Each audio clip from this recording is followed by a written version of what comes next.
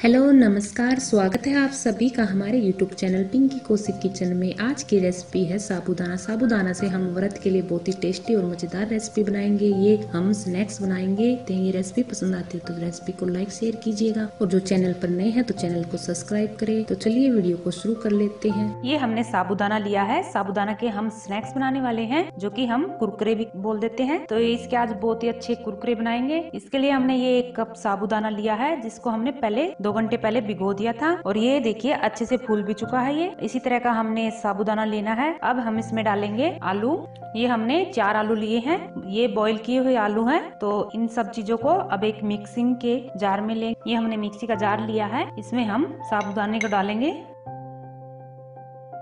और इसमें बॉईल किए हुए आलू ऐसे तोड़कर डालेंगे, ताकि पीसने में कोई दिक्कत ना हो।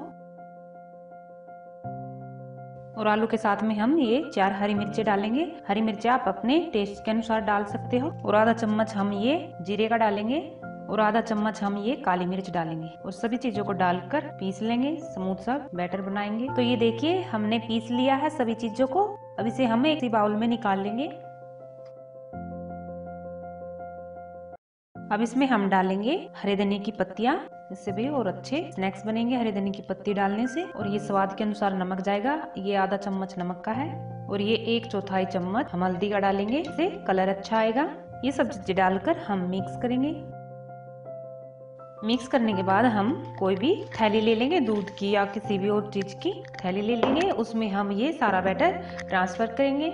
और इस तरह से ऊपर से हम रबड़ बैंड लगा देंगे और यहाँ से कट करेंगे, कोन बनाएंगे पतली सी। तो चलिए अब गैस की तरफ चलते हैं, फ्राई करेंगे। कोई भी तेल ले लेंगे, गरम होने के लिए रख देंगे। तेल हमारा गरम हो चुका है। अब इसमें हम ये स्नैक्स छोड़ेंगे आराम आराम से। आप एक बार में बाद में तोड़ सकते हो।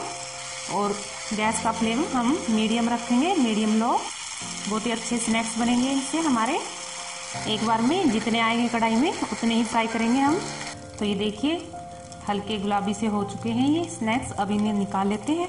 इसी तरह से हम सारे स्नैक्स बना लेंगे। तो ये देखिए हमारे ये स्नैक्स बनकर तैयार है। आप इन्हें स्टोर करके भी रख सकते हो 2-3 दिनों के लिए। और एकदम कुरकुरे बने हैं, एकदम तोड़ने में देखिए कितने अच्छे से। तो आप इन्हें किसी भी टाइम खा सकते हो व्रत में। तो ये एकदम व्रत के लिए बहुत ही अच्छी रेसिपी है। तो इस रेसिपी को आप जरूर ट्राई कीजिएगा। तो मिलते हैं एक और नई वीडियो के साथ। अगर वीडियो अच्छी लगती है तो वीडियो को लाइक और शेयर कीजिएगा।